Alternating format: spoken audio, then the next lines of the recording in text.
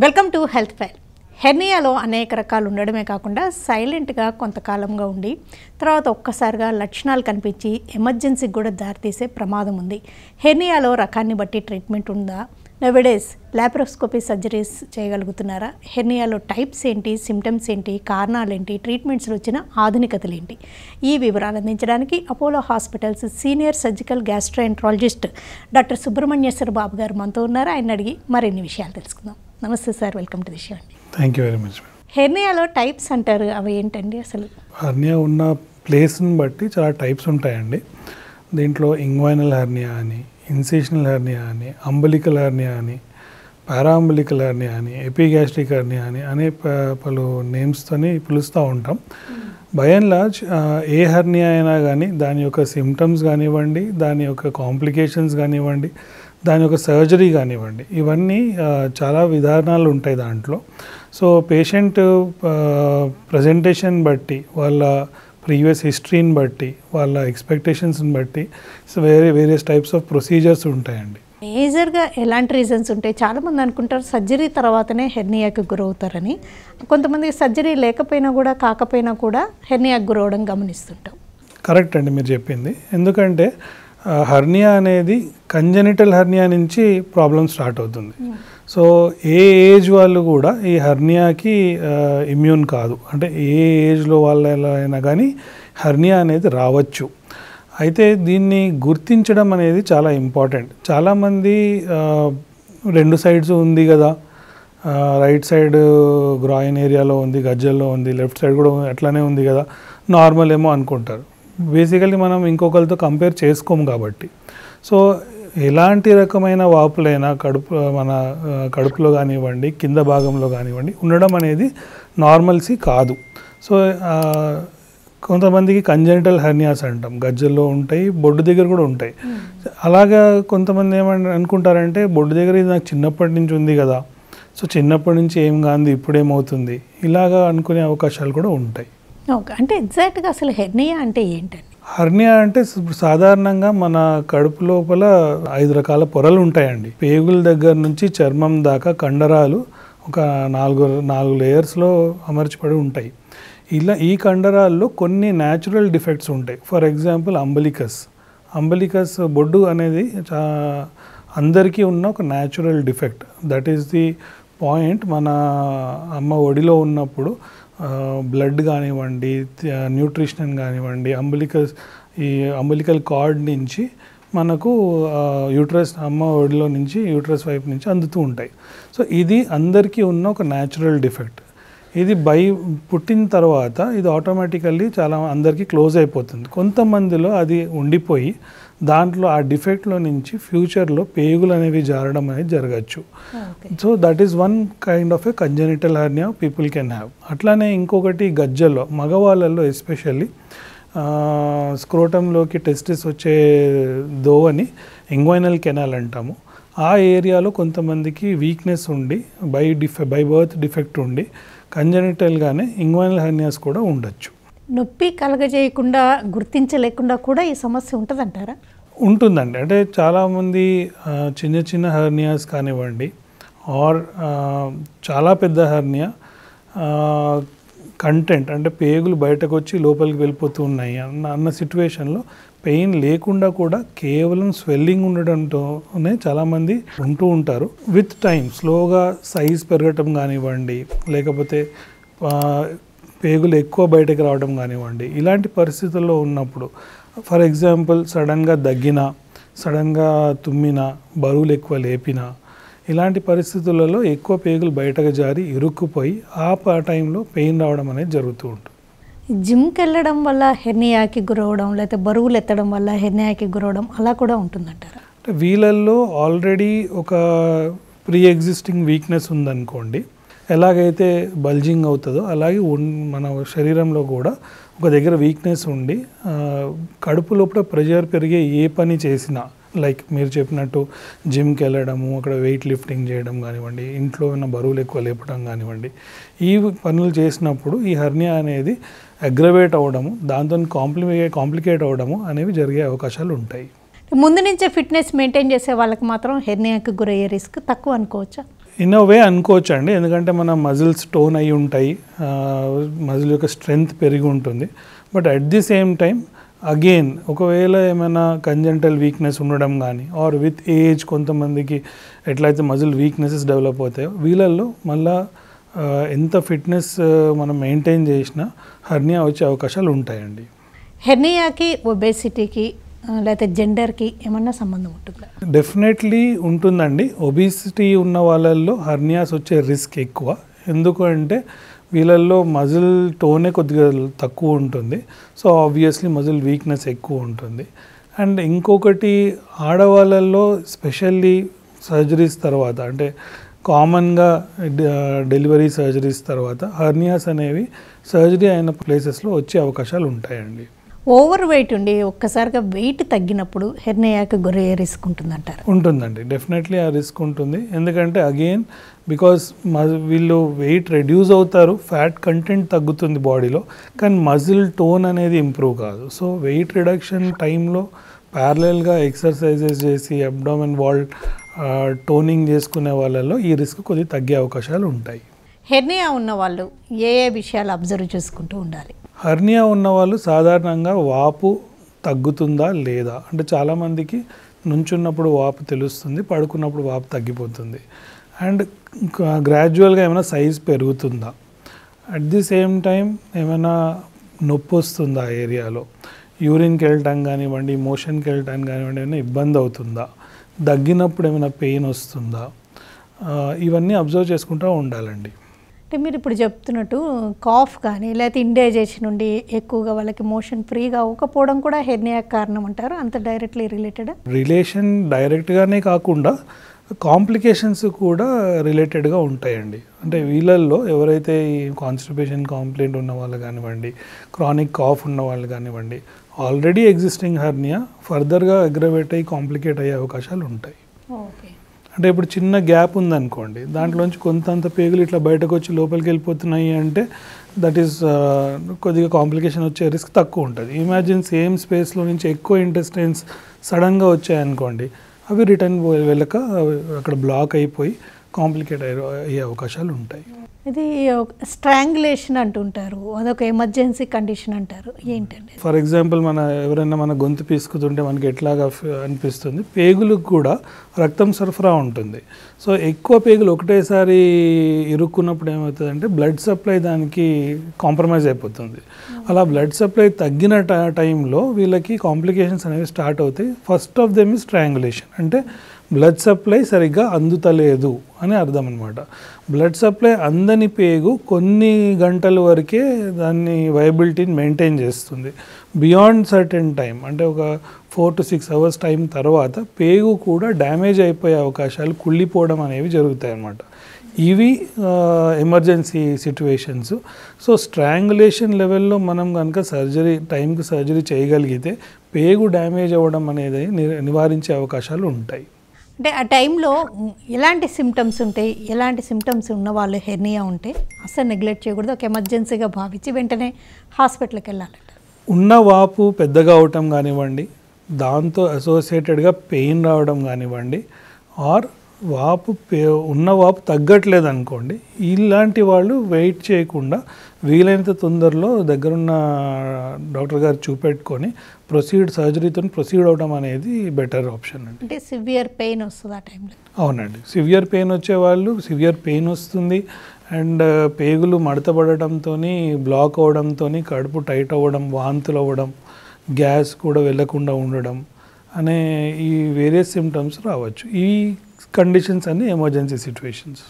ఒకవేళ హెర్నియా ఉన్నవాళ్ళు ఇంకా వాళ్ళు ట్రీట్మెంట్ తీసుకునేదాకా ఫిజికల్గా యాక్టివ్గా ఉంటే కొంచెం రిస్క్ పెరుగుతుంది అని అనుకోవాల్సి ఉంటుందంటారా? సర్జరీ అంటే మా దగ్గరికి ఎవరైతే హెర్నియా ప్రాబ్లంతో వచ్చి మేము డయాగ్నోస్ చేస్తామో ఆ డయాగ్నోసిస్ టైం దగ్గర నుంచి సర్జరీ అయిపోయిన ఒక 2 నెలల వరకు పలు జాగ్రత్తలు తీసుకోమని చెప్తాము. One of them is avoiding heavy physical activity, weight lifting.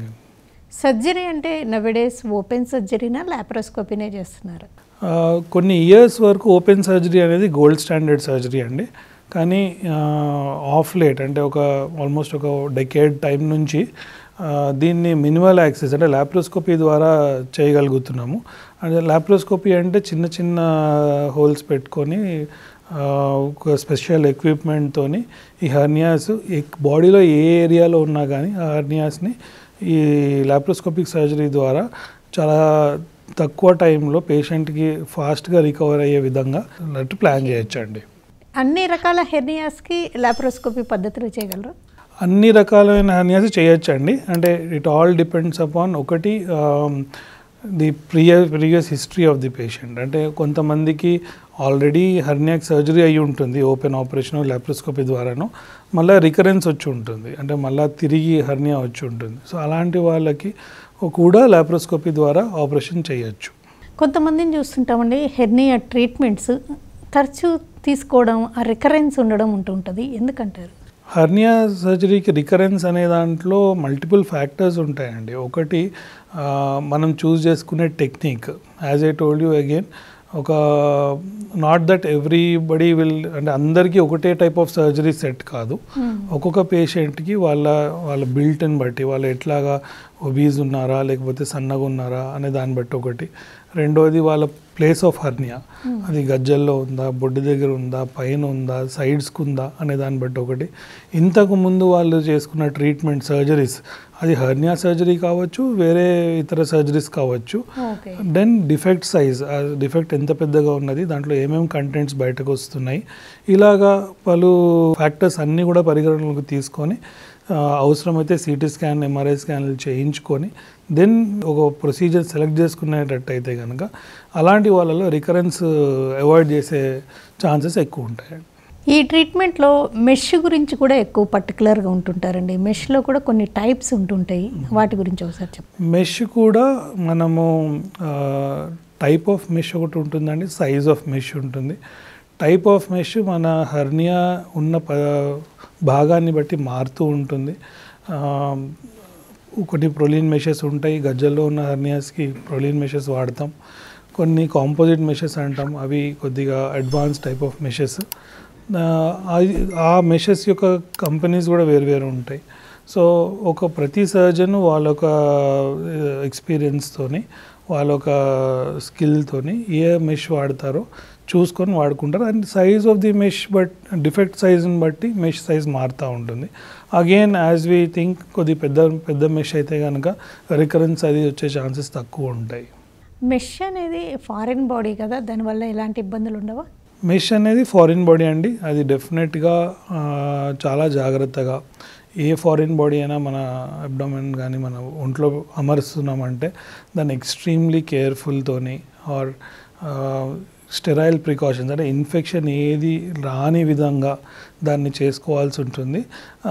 Again that is the reason why choosing the right surgeon and the right centre to get the surgery done అనేవి చాలా ఇంపార్టెంట్. హర్నియా ట్రీట్మెంట్స్లో laparoscopy సర్జరీనైనా ఇంకేమన్నా latest developments ఉన్నాయా? Laparoscopy కన్నా ఒక step ముందుకెళ్ళి ఇప్పుడు రోబోటిక్ సర్జరీస్ కూడా అవుతున్నాయండి. అండ్ నాట్ జస్ట్ ఓపెన్ కానివ్వండి, లాప్రోస్కోపీ కానివ్వండి, రోబోటిక్ కానివ్వండి, ఇవి మనం సర్జరీ చేసే విధానం. కానీ ఆ సర్జరీలో కూడా ఇంకా అడ్వాన్స్మెంట్స్ ఉన్నాయి. అంటే హర్నియా అంటే జస్ట్ ఏదో ఉన్న డిఫెక్ట్ని క్లోజ్ చేసి ఒక మెష్ పెట్టడం అనేది కాదు. ఈ రోజున దేర్ ఇస్ ఒక లాస్ ఆఫ్ అబ్డామినల్ డొమైన్ అనేది ఒక న్యూరల్ కాన్సెప్ట్. పెద్ద హర్నియాస్, కాంప్లెక్స్ హర్నియాస్ 2 సార్లు 3 సార్లు ఆపరేషన్ చేసిన తర్వాత కూడా వచ్చిన హర్నియాస్కి ఈ లాస్ ఆఫ్ డొమైన్ అనే కాన్సెప్ట్ని అప్లై చేసి we do something called as abdominal wall reconstruction. అంటే ఈ కడుపు లోపల ఉన్న పొరలని వేరే ఒక పొరని ఇంకో పొరని సెపరేట్ చేసి ఒక డిఫరెంట్ స్పెషల్ టెక్నిక్స్ దాన్ని అమర్చి దాంతో మెష్తో పాటు దాన్ని రిపేర్ చేయడం అనేది చాలా అడ్వాన్స్డ్ టెక్నిక్. ఈ టెక్నిక్ కూడా లాప్రోస్కోపీ ద్వారా కానివ్వండి, రోబోటిక్ సర్జరీ ద్వారా కానివ్వండి చేయొచ్చును. సో ఈ సర్జరీస్ అన్నీ పేషెంట్ యొక్క ప్రిఫరెన్స్, అగైన్ పేషెంట్ యొక్క పాస్ట్ హిస్టరీని బట్టి డిసైడ్ చేస్తూ ఉంటామండి. పోస్ట్ సర్జరీ కేర్ ఎలా ఉంటుంది అంటారు? ఎన్ని రోజులు తీసుకోవాలి? యూజువలీ ఈ మినిమల్ యాక్సెస్, అంటే లాప్రోస్కోపీ కానివ్వండి, రోబోటిక్ కానివ్వండి, వీటితో చేసిన సర్జరీ చేసిన వాళ్ళకు హాస్పిటల్లో 2 or 3 days అడ్మిషన్ ఉంటారు. రైట్ ఫ్రమ్ ది అంటే సర్జరీ అయిపోయిన దగ్గర నుంచి పలు జాగ్రత్తలు చెప్తాము. ఫర్ ఎగ్జాంపుల్ ఒక అబ్డామినల్ బెల్ట్ పెట్టుకొని నడిపిస్తాము. ఆ అబ్డామినల్ బెల్ట్ వాళ్ళని తినేటప్పుడు పండుకునేటప్పుడు తప్పించి మిగతా టైంలో దాన్ని మెయింటైన్ చేయమని అడుగుతాము. అండ్ నేల మీద కూర్చోవద్దని చెప్తాము. బాత్రూమ్ అది వెళ్ళినప్పుడు వెస్ట్రన్ టాయిలెట్ వాడుకోండి అని చెప్తాము. ఎక్కువ కడుపు మీద ప్రెషర్ పడే పనులు చేయొద్దని చెప్తాము. లైక్ వెయిట్స్ లేపటం కానివ్వండి, డ్రైవింగ్ చేసేటప్పుడు కిక్ స్టార్ట్స్ చేయడం కానివ్వండి, ఇలాంటివన్నీ చేయొద్దని చెప్తామండి. ఒక్కసారి హెర్నియా ట్రీట్మెంట్ అయిపోయాక మెష్ బాగా సెట్ అయితే ఇంకా అది లైఫ్ లాంగ్ ఉంటుందంటారా? 99% లాప్రోస్కోపీ ద్వారా కానివ్వండి, రోబోటిక్ సర్జరీ ద్వారా కానివ్వండి అయిన వాళ్ళకి ఒకసారి ఈ జాగ్రత్తలు తీసుకున్నాక ఒక 2 నెలలు ఈ జాగ్రత్తలన్నీ చెప్తాము. దాని తర్వాత 99.9% వాళ్ళకి లైఫ్లో మళ్ళీ హెర్నియా రాకుండా ఉండే ఆప్షన్సే ఉంటాయండి. తర్వాత వాళ్ళు నార్మల్ యాక్టివిటీస్ అన్నీ ఇంకా విగరస్గా అటెండ్ అవ్వచ్చు ఒక 2-3 మంత్స్ తర్వాత? ఒక 2 మంత్స్ తర్వాత ఈ యాక్టివిటీస్ అన్నీ like what ever I told you ఒక నార్మల్ లైఫ్ అనేది వాళ్ళు చేసుకోవచ్చు. ఓకే. ఒకవేళ మెష్ చాలా పెద్దది, ఆ హెర్నియా ఉన్న ప్రాంతం పెద్దగా ఉందనుకోండి, అప్పుడు ఓపెన్ సర్జరీ ఏమైనా చేస్తుంటారా? అప్పుడు కూడా లాప్రోస్కోపీ రోబోటిక్ సాధ్యమేనా? పెద్ద హెర్నియా డిఫెక్ట్స్ ఉన్న వాళ్ళలో నేను మీకు ఎట్లయితే చెప్పాను, దర్ ఆర్ స్పెసిఫిక్ టెక్నిక్స్ ఉన్నాయండి. ఈటెపార్ఎస్ అంటాము, లేకపోతే ట్రాన్స్వర్సెస్ అబ్డామినస్ రిలీజ్ అంటాము. ఇవన్నీ పోస్టర్ కాంపోనెంట్ సెపరేషన్ టెక్నిక్స్ అంటాం. ఇవన్నీ ఒక స్పెషలైజ్డ్ టెక్నిక్స్. ఇవి చేయడం వలన పెద్ద హెర్నియా డిఫెక్ట్స్ రికరెన్స్ లేకుండా ఇంకా కొంతమంది 30x30 సెంటీమీటర్ మెష్ అంటే ఎంటైర్ అబ్డామెన్ మెష్ వచ్చేటట్టు విధంగా కూడా చేసుకునే విధానాలు ఉన్నాయి. ఇవన్నీ కూడాను ఓపెన్ పద్ధతుల్లో చేసుకోవచ్చు, లాప్రోస్కోపీలో చేసుకోవచ్చు, అండ్ రోబోటిక్ సర్జరీ ద్వారా కూడా ఇవన్నీ చేసుకోవచ్చు. అంటే ఒక్కొక్కసారి వాళ్ళ ఎఫోర్డబిలిటీని బట్టి కూడా టైప్ ఆఫ్ సర్జరీ డిపెండ్ అయి ఉంటుందా? ఎఫోర్డబిలిటీ అంటే మోస్ట్లీ మెష్ కాస్ట్ని బట్టి ఉంటుందండి, అండ్ ప్రిఫర్ చేసే ప్రొసీజర్ని బట్టి ఉంటుందండి. So but to maximum possible extent మేము కూడా పేషెంట్స్కి హెల్ప్ చేయడం కానివ్వండి, ఆర్ మా సెంటర్లో once in 2 months hernia programmes conduct చేసి కొత్త టెక్నిక్స్ సర్జన్స్కి డెమాన్స్ట్రేట్ చేస్తూ ఉంటాము. ఆ టైంలో మేము చేసే వర్క్షాప్స్లో వాళ్ళకి మెష్ అది స్పాన్సర్ చేయించి ఇలాగ ఎఫోర్డబిలిటీ ఇష్యూస్ ఉన్న వాళ్ళని ఆ టైంలో సర్జరీస్ ప్లాన్ చేస్తూ ఉంటామండి. ట్రీట్మెంట్ తర్వాత ఫాలోఅప్ కేర్ ఎంతకాలం ఉంటుంది అంటారు? సర్జరీ అయిన తర్వాత అట్లీస్ట్ ఒక 2 to 3 months స్ట్రిక్ట్ ఫాలోఅప్ ఉండడం బెటర్ అండి. టైం టు టైం రావడము, హెర్నియా ఏమైనా రికరెన్స్ ఉందా లేదా అని చూసుకోవడము, అవసరం పడితే అల్ట్రాసౌండ్ కానివ్వండి, సిటీ స్కాన్ కానీ రిపీట్ చేయడం కానివ్వండి, ఆర్ మేము చెప్పే జాగ్రత్తలు మెడికేషన్స్ అవి కంటిన్యూ చేయడం కానివ్వండి. కాన్స్టిపేషన్ అనేది అవాయిడ్ చేసుకోవడానికి మేము లాక్సేటివ్స్ అవి ప్రిస్క్రైబ్ చేస్తాము, అవి వాడటం కానివ్వండి, బెల్ట్ పెట్టుకోవడం కానివ్వండి, ఇవన్నీ కూడాను సర్జరీ తర్వాత ఫాలోఅప్ కేర్ అనేది చాలా ఇంపార్టెంట్ అండి. ఇలాంటి ఒక స్ట్రిక్ట్ ఫాలోఅప్ కేర్ ప్రోటోకాల్ మనం ఫాలో అయినాము అంటే లైఫ్లో మళ్ళీ హెర్నియా రాకుండా ఉండే అవకాశాలు చాలా ఎక్కువ. ఏజ్తో పాటు ఈ సమస్య పెరిగే రిస్క్ ఉంటుందంటారా? డెఫినెట్గా ఉంటుందండి. ఎందుకంటే ఏజ్ పెరిగే కొద్దీ మజిల్ వీక్నెసెస్ ఎక్కువ అవుతూ ఉంటాయి. సో ఐదర్ కొత్త హెర్నియాస్ డెవలప్ అవుతాయి, లేకపోతే ఇంతకుముందు ఉన్న హెర్నియాస్ అగ్రవేట్ అయ్యే అవకాశాలు కూడా ఉంటాయండి.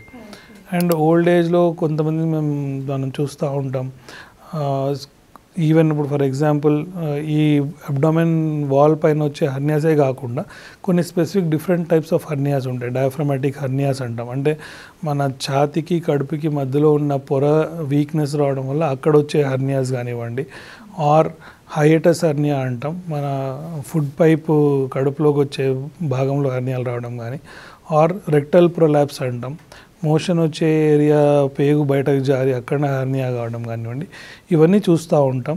ఇవన్నీ కూడా లాప్రోస్కోపీ ద్వారా మెష్ రిపేర్ చేసి కరెక్ట్ చేసే పద్ధతులు ఉంటాయండి. ఓకే. మీరు ఇప్పుడు చెప్తున్నట్టుగా హెమరాయిడ్స్కి, పైల్స్కి, హెర్నియాస్కి, రెక్టల్ హెర్నియాస్కి ఎలాంటి డిఫరెన్సెస్ ఉంటాయి అంటారు? పైల్స్లో ఉండేది జస్ట్ పేగులో ఇన్నర్ మోస్ట్ లేయర్స్ మ్యూకోజా అంటాం. అది ప్రొలాప్స్ బయటకు వస్తే దాన్ని జస్ట్ పైల్స్ అంటామండి.